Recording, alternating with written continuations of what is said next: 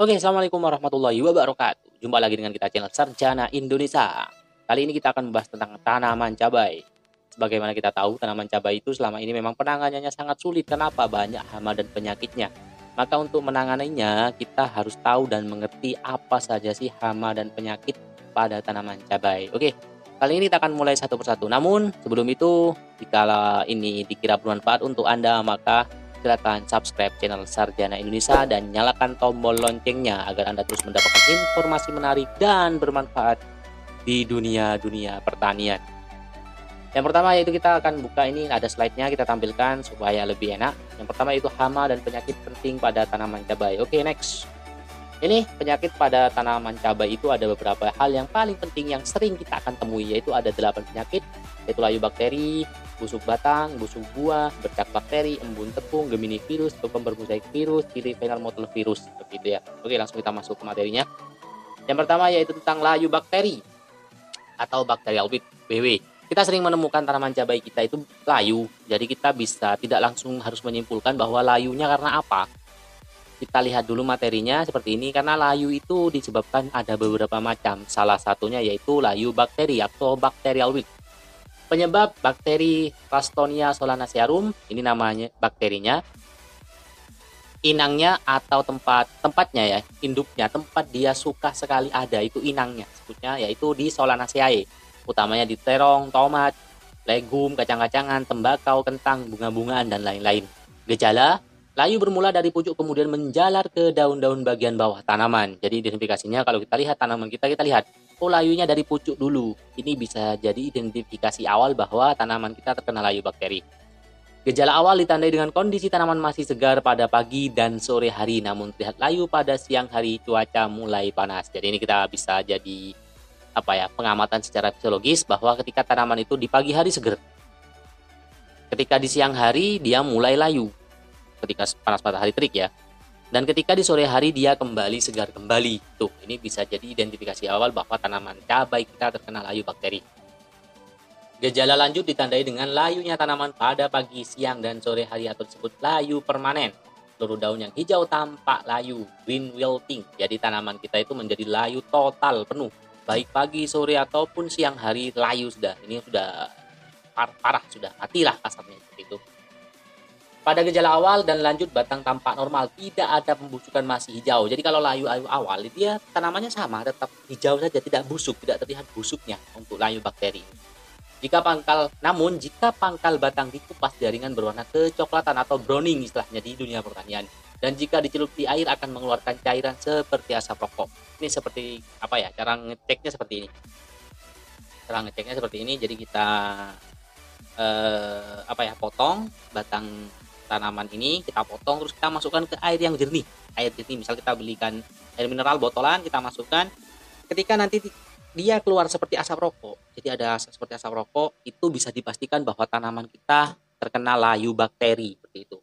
Gunanya apa kita mengetahui supaya penanganannya tepat. Ini tanaman layu bakteri inangnya atau tempat hidupnya rata-rata di tembakau, tomat, ketimun, kacang atau buncis dan terong, seperti itu ya. Ini cara mengujinya supaya lebih mudah. Yang pertama, cuci batang bawah atau bersihkan. Kita ambil batang yang layu itu, kita cuci bersih, terus iris miring. Kita iris miring tanaman itu, kemudian dicelupkan ke air. Lah ini. Seperti ini, ketika dia mengeluarkan cairan putih seperti asap rokok, ini dipastikan bahwa tanaman kita terkena layu bakteri. Ingat ya, cara mengujinya seperti itu. Kita tidak bisa menyimpulkan secara fisiologis saja tanpa melakukan pengujian. Jadi kita di lapang bisa melakukan pengujian ini. Gunanya apa? Supaya, saya tekan kembali, supaya tepat dalam penanganannya. Ini pengendaliannya. Sejauh ini tanaman yang layu tidak dapat disembuhkan, ya betul. Jadi kalau kita sudah temukan tanaman kita layu bakteri, itu tidak bisa sembuh. Nah, penanganannya seperti apa? Buang tanaman yang terinfeksi jauh dari lahan, jangan direndam di dalam air dan disiram ke tanaman sehat. Sebaiknya dibakar. Jadi kita cabut, kita bakar saja. Jangan sampai dia dibuang ke saluran air, karena apa? Bakterinya akan ikut air dan kemudian membuat yang lain layu. Jadi kita temui, ketika tanaman itu layu, kita biarkan ada hujan, besoknya merambat ke mana-mana layunya. Tuh, kenapa dia terbawa air hujan? Karena dia ada di bagian bawah atau di batangnya. Jadi bakterinya akan terbawa ke tanaman-tanaman yang lain. Setelah dicabut, mengocor lubang tanam dengan bakteri Cina berbahan aktif streptomycin, kasugamisin, hidroklorida, ini dan lain-lain. Intinya kita kocor dengan bakterisida atau fungisida berbahan aktif belerang, tembaga, dazomit, dan asam. Jadi setelah dicabut, kita langsung kocor lubang itu. Karena dikhawatirkan di lubang tanamnya itu masih ada sisa-sisa bakterinya. Oke, seperti itu. Yang ketiga, buka lubang tanam, aplikasikan nomor 2, dibiarkan mengering oleh sinar matahari. Jadi lebih bagusnya sih kita buka MPHP-nya. Tapi kadang kan kalau ada tanamannya banyak tidak memungkinkan, ya cukup kita cabut tanamnya, kita buang jauh-jauh, baiknya dibakar. Di lubang tanamnya itu kita siram pakai bakterisida tadi. Ini untuk pengandaian hayati dapat menggunakan bakteri Pseudomonas, itu sudah banyak di komersial. Jadi kalau tapi baiknya itu ya, pengendalian hayati itu dia tidak cepat. Baiknya sebelum tanam, waktu pengolahan tanah bisa kita kasih ini bakteri Pseudomonas ini kita sebarkan sebelum tanam ya. Jadi dia bisa berkembang biak terlebih dahulu di tanah, dan akhirnya ketika ada bakteri wilt atau layu bakteri ini, dia dapat mengalahkan bakterinya. Oke, lanjut. Ini yang biasanya kita temukan, coba Anda lihat di gambar ini yang dikasih lingkaran ya. Layu atau busuk batang Phytophthora, Phytophthora wilt. Biasanya kita sering temui di tanaman kita itu muncul seperti ini membusuk, busuk batang ya, batangnya itu busuk. Ini bisa saja penyebabnya adalah busuk batang Phytophthora, PC atau Phytophthora wilt seperti itu ya. Penyebab jamur Phytophthora terpsiki, inang ya, solanacea, terus cucurbit begitu ya. Gejala busuk hitam pada batang, ini seperti yang digambar. Bagian yang busuk cenderung lebih sempit atau mengecil ya, karena dia setelah busuk dia akan mengecil. Batangnya mengecil, misal sebesar ini ya. Dia tiba-tiba mengecil, lebih kecil atau kecil ini. Dia kan busuk, akhirnya meramping otomatis. Jika tanaman melayu dan tidak tampak pembusukan serta tidak ada ose bakteri, maka kuat dugaan penyakit ini menyerang akar yang busuk mudah mengelupas. Jadi kalau di batangnya tidak ada tanda-tanda ini, hanya mengecil saja, tidak ada tanda-tanda busuk, bisa dipastikan bakterinya ini menyerang atau busuk batangnya ini menyerang bagian akar. Buah terinfeksi menjadi pucat, layu, dan alum. Jadi bisa ke buah juga. Jamur ini berkembang baik pada pH asam kurang dari 6. Makanya kenapa kok tanah kita itu diusahakan tidak asam. Karena ketika asam, bakteri dan jamur sangat pas sekali untuk berkembang biak di sana. Ini contoh kalau di tanaman-tanaman kukurbit, ketimun, labu, terong. Jadi kita temui ya, putih sampai kayak putih gini. Ini adalah busuk batang atau layu atau Phytophthora wilt seperti itu ya. Tergantung posisinya di mana. Kalau bukan di batang ya bukan busuk batang namanya. Tapi Phytophthora wilt atau inilah. Anda bisa lihat seperti ini. Jika ada penampakan seperti ini, Anda bisa pastikan bahwa ini adalah Phytophthora wilt seperti itu. Ini cara pengendalian PC atau Phytophthora. Ini di foto ini adalah foto jamurnya ya. Foto jamurnya ini ada di yang Arapana, ini yang seperti di MOS. Ini adalah jamurnya. Jika tidak terlambat mengenali, layu PC bisa disembuhkan. Beda dengan bakteri tadi, tapi layu PC ini bisa disembuhkan jika tidak terlambat. Caranya kupas kulit jaringan yang mulai busuk dan kuas oles dengan fungisida sistemik. Jadi gini, kalau saya sendiri melakukan seperti ini. Jadi misalkan di cabai atau tomat atau cabai lah, kita kupas kulitnya, kita kuaskan, kita buat cairan fungisida itu seperti pasta, seperti odol pasta itu ya, terus kita oleskan di batangnya gitu. Atau buang pangkas bagian yang busuk dan jauhkan dari lahan. Ini kembali lagi ya, secara teknis itu memang wajib ketika tanaman kita terserang jamur atau bakteri, baiknya dia dibuang jauh-jauh dari lahan kita supaya tidak menjadi penyebarannya. Ini fungisida yang bisa digunakan berbahan aktif di Motolov, Volpet, Platoromil, Kaptan, Zira, Mancose, Propidep. Lah inilah macam-macamnya. Bisa Anda baca sendiri. Ini aplikasinya bisa dikocorkan atau disemprotkan ya seperti itu. Oke, ini bisa dibaca nanti materinya. Jadi kita kalau beli pestisida itu nggak ngawur juga. Kita lihat bahan aktifnya gitu. Karena beda bahan aktif juga beda penempatannya. Itu ya. Jadi bisa Anda lihat. Yang keempat, jangan memasukkan bagian terinfeksi ke dalam air. Kembali lagi ya, karena apa? Ketika bagian terinfeksi ini kita masukkan ke air atau tandon-tandon air kita, otomatis sporanya akan keluar dan menyebar lewat penyiraman atau penyemprotan. Ini malah bahaya. Itu akan merusak seluruh tanaman kita. Hati-hati. Oke, selanjutnya yang bisa sering kita temui yaitu antraknosa atau pate. Kita sebutnya pate ya. Jadi dia ada kayak lingkaran circle di buahnya itu, lama-lama kering dan otomatis kalau dijual ini nggak laku, nggak mau pedagang. Bahkan kalau ini ya, dia di tanaman yang lainnya bagus atau di buah panen kita campurkan, dimasukkan dalam satu sak atau satu karung, biasanya dia akan merusak yang lain juga. Penyebab jamur kolet ini namanya jamurnya jamur Coletotrichum inang ya, cabai. Gejala bercak awal berupa permukaan buah cekung 1-3 hari, itu sudah cekung ya, seperti ini seperti di gambar. Bercak melebar dan muncul koloni jamur berwarna oranye kecoklatan 4-7 hari, itu sudah terlambat membesar. Dan yang terakhir gejala lanjut buah kering dan mudah rontok. Jadi ketika sudah pate ini menyerang dengan fatal, dia akan mengering dan rontok buahnya. Kalau rontok tidak, biasanya dia akan menular kalian. Ketika sporanya pecah, dia akan menular ke buah-buah yang lain. Penyebabnya apa? Kondisi lembab dan suhu yang hangat sangat disukai jamur Anthracnosa. Yang selanjutnya jamur ini menyebar di lahan melalui air, hujan, irigasi, dan penyiraman. Hati-hati. Ini pengendalian Anthracnosa, ini seperti digambar kalau diperbesar menggunakan mikroskop. Ini bakterinya panjang-panjang, jamurnya ya, sporanya ini. Jadi dalam satu lingkaran ini kecil ini, kalau dilihat pakai mikroskop itu ribuan bahkan jutaan spora di situ ya. Jadi kita harus hati-hati. Pencegahannya ya seperti ini. Petik buah terinfeksi dan jauhkan dari lahan, air di sekitar lahan. Sama kita petik, kita buah, kalau bisa kita bakar lah seperti itu. Lakukan penyemprotan, atur irigasi. Bila ditemukan gejala awal, aplikasi fungisida sistemik bagusnya. Kenapa? Dia masuk biasanya ke dalam buahnya. Jadi kalau pakai sistemik itu lebih efektif biasanya. Ini bahan-bahannya seperti ini: propinef, hexanoxal, salbutamol, metil, polizalazol, pennarimol, seperti itu ya. Jadi membeli pestisida pastikan kita tahu bahan aktifnya apa. Atur jarak tanam jangan terlalu rapat dan sesuaikan dengan tipe tajuk tanaman. Kayak gini. Kalau kita menanam, jangan memakai paten angka, misal harus 40, harus 50, tidak. Kita lihat, kita kan biasanya di kemasan cabai yang kita beli itu ada keterangannya, ada gambarnya, oh tajuknya ini ke atas, oh ini tajuknya memeja, seperti itu. Jadi jarak tanamnya kita sesuaikan. Jadi kalau musim hujan utamanya jangan terlalu rapat, usahakan jarak tanamnya selebar mungkin. Terus yang terakhir yang pasti gunakan varietas yang tahan. Itulah kenapa kita harus menggunakan varietas F1 yang tahan. Kita bisa lihat, kita bisa tanya-tanya. Kalau sudah terbukti dia tahan, baru bisa kita gunakan. Pengobatan buah busuk tidak dapat dinormalkan kembali. Tidak bisa, kita mungkin sudah paham kalau buah sudah kena pate, tidak bisa sembuh.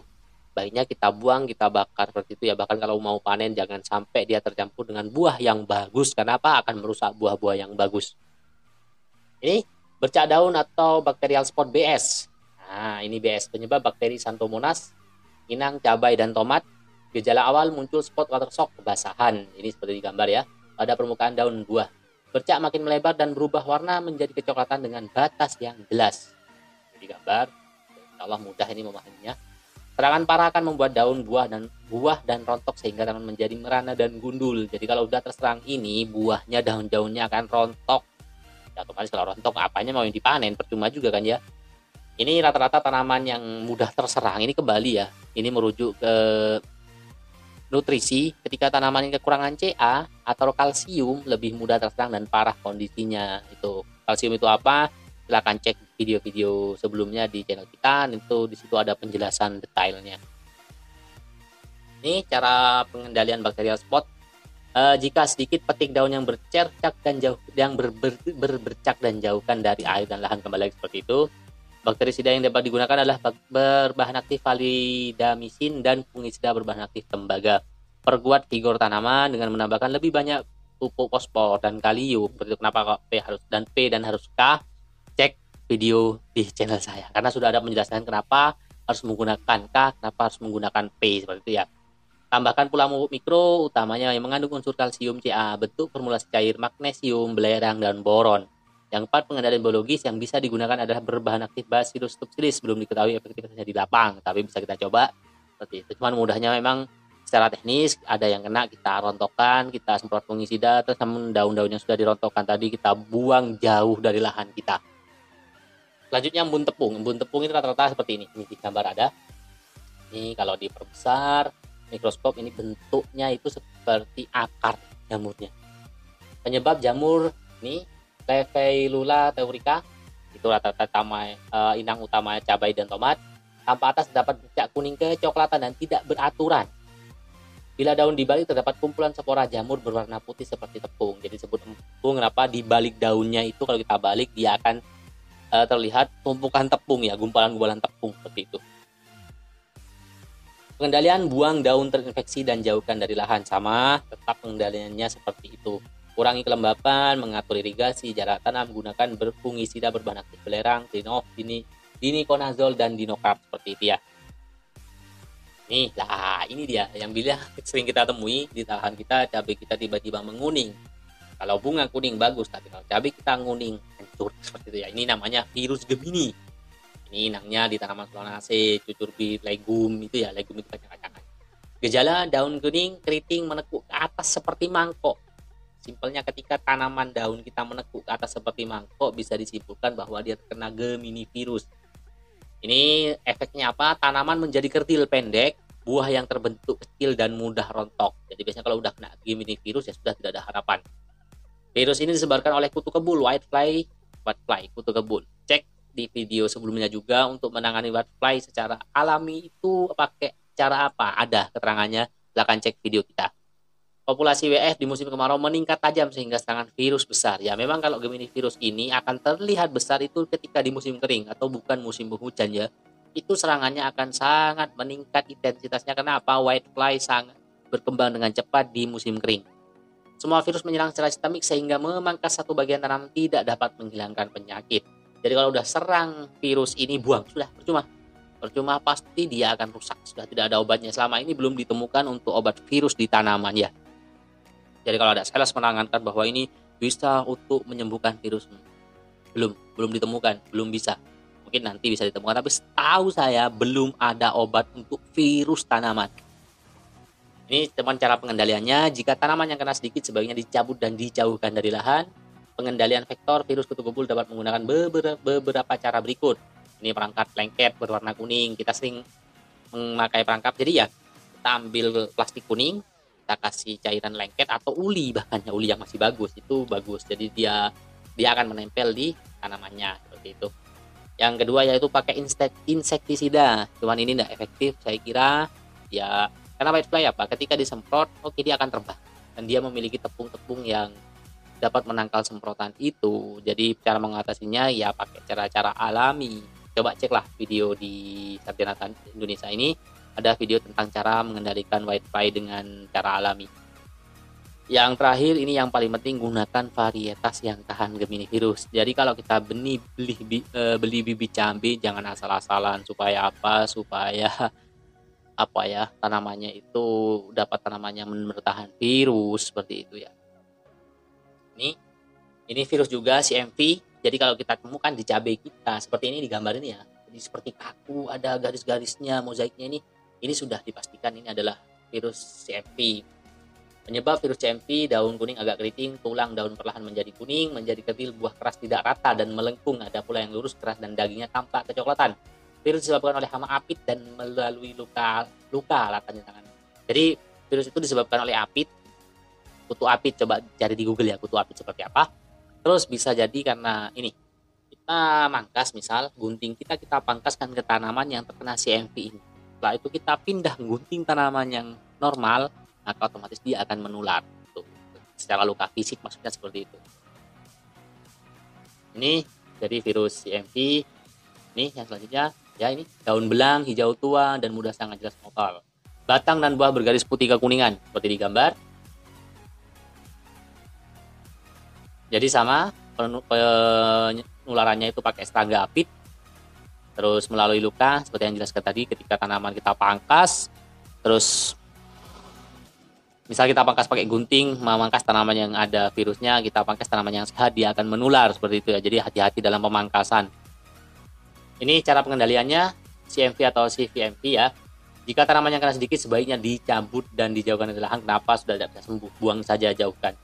Pengendalian vektornya, cuci tangan atau alat dengan sabun setelah kontak dengan tanaman sakit supaya tidak menular.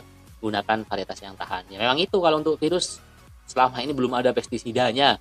Jadi kita bisa gunakan varietas-varietas yang tahan virus ya, yang jadi kemasnya kan ada keterangannya ini tahan CVMV, tahan CMV, tahan Gemini virus seperti itu.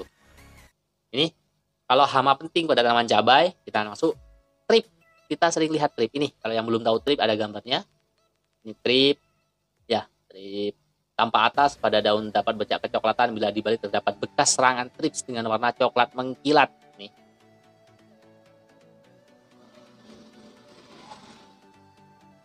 Trip itu rata-rata tinggalnya di bunga untuk bersembunyi. Namun untuk makannya dia akan memakan di daunnya. Coba cek bunga cabai Anda, kalau ada yang seperti ini, seperti kecil banget ini ya, kecil banget ya. Itu bisa dipastikan trip dan segera kendalikan. Kalau sudah terlambat dia masuk, virus sudah terlambat dan bisa disembuhkan. Nih, kalau whitefly seperti ini, kutu kebul ya, whitefly. Jadi bisa dilihat gambar whitefly seperti ini. Hampir semua tanaman termasuk gulma. Jadi whitefly itu dia hidup di mana saja. Rata-rata di gulma-gulma. Kenapa? Makanya rumput di tanaman kita atau gulmanya itu kalau bisa diwajibkan bersih. Supaya apa? Dia tidak jadi inang untuk kutu-kutuan. Itu gunanya membersihkan rumput di sekitar, membersihkan gulma di sekitar tanaman kita. Betina ini ya, seluruh siklus hidupnya dihabiskan di permukaan bawah daun, betul. Jadi kalau whitefly itu memang dia suka tinggal di bawah daun. Jadi sering-sering jadi petani cek di bawah daunnya ya, supaya tahu ini kenapa whitefly atau tidak. Ini atau apit nih, kutu daun atau apit dia cenderung warnanya lebih hijau, sama dia juga inangnya di mana-mana selain di tanaman utama yang kita tanam atau di cabai, dia juga bisa hidup di gulma-gulma seperti itu ya. Dia sangat suka warna kuning terang atau hijau menyala. Jadi kita bisa cek ini gambarnya seperti ini, apit, whitefly dan kutu kebul tadi, supaya kita paham. Jadi kita identifikasi di lahan, kita tahu oh ini apit, oh ini whitefly, oh ini kutu kebul. Oke, itu aja yang bisa kita sampaikan hari ini. Semoga ini bermanfaat untuk petani Indonesia dan ini menjadi ilmu yang bermanfaat untuk saya dan untuk seluruh petani Indonesia. Oke, jika dirasa videonya ini sangat bermanfaat, jangan lupa like, komen, dan subscribe. Oke, terima kasih. Assalamualaikum warahmatullahi wabarakatuh.